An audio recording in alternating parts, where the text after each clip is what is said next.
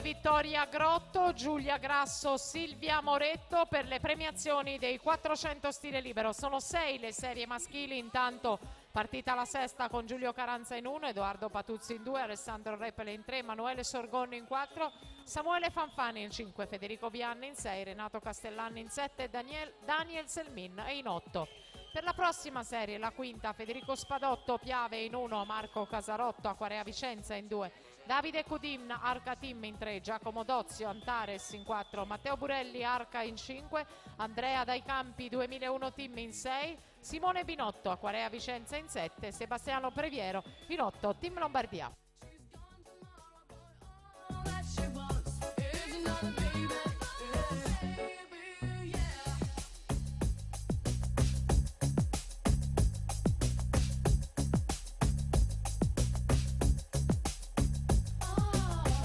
Premiazione dei 400 stile libero femminili e maschili al termine di tutti i 400 stile libero, quindi premiazioni le ultime due dei 400 stile libero, una femminile e una maschile, al termine delle gare del pomeriggio.